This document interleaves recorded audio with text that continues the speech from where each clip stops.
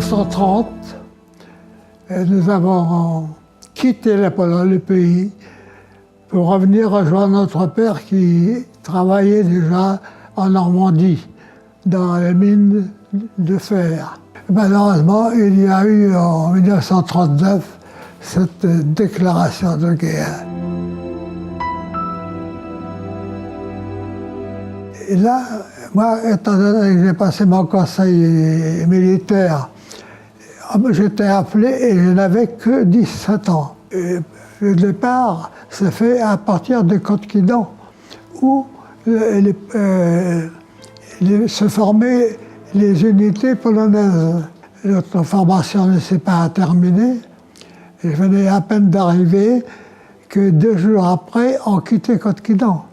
Et on essayait de prendre les bateaux qui étaient ancrés en rade, n'est-ce pas, et qui nous attendaient. Et voilà. Alors nous sommes arrivés en Angleterre. D'abord, nous avons été à Dundee. C'est un grand port qui donne sur la mer du Nord. Et nous avons été formés là. Mais c'était pour la défense de la Grande-Bretagne. Après Dundee, nous avons fait d'autres villes plus petites. Et après, en dernier lieu, nous sommes groupés autour de Édimbourg. Et nous avons passé 4 années là.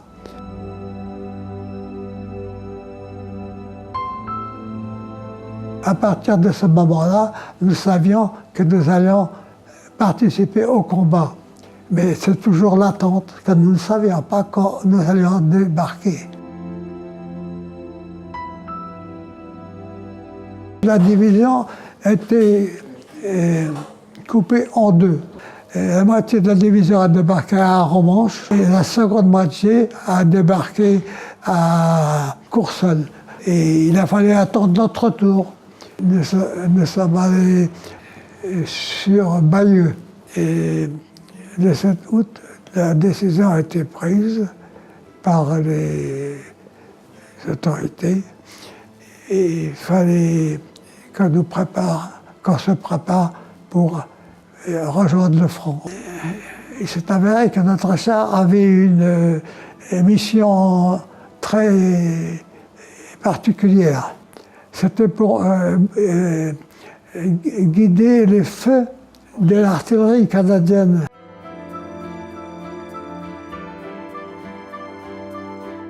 Et on prend commune après commune. Et nous n'avons jamais cédé un bout de terrain. Eh bien, après, nous sommes descendus jusqu'à Train, mais nous sommes arrivés à 1500 mètres de train, des premières maisons. Et là, évidemment, les Allemands, ils s'y trouvaient. Il n'a pas été facile pour nous de les déloger. Eux, ils pouvaient nous combattre et nous, on ne pouvait pas les combattre. Et puis il y avait l'artillerie qui nous, de notre char, on guidait les tirs. Et puis nous avions l'aviation. Et on voyait que ça, les avions sans arrêt. Alors là,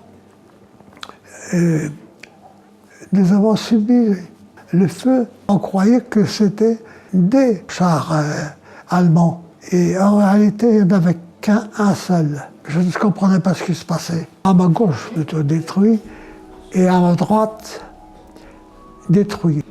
Ah, j'étais certain que c'était mon tour. Nous avons laissé au total 6 chars. Alors, on a reculé environ 600 mètres peut-être, jusqu'à l'orée du Petit Bois.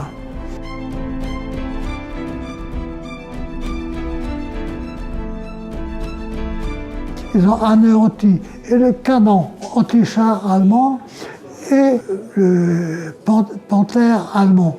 Donc tout a été dégagé, c'est-à-dire nettoyé, et les Polonais ont pu continuer à combattre. Parce que sans quoi, vous savez que 2 hommes c'est peu, mais parfois c'est beaucoup. Et nous, là, nous avons commencé à souffler. Mais évidemment, la guerre continuait.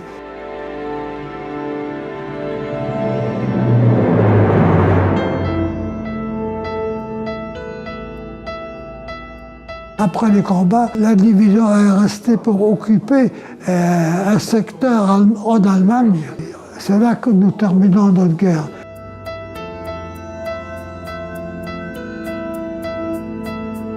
Alors, j'ai décidé de revenir à Gouvy et je me suis fait embaucher à nouveau à la SMN. C'est pas tout à fait une histoire pour moi, c'est un message que je transmets aux nouvelles générations.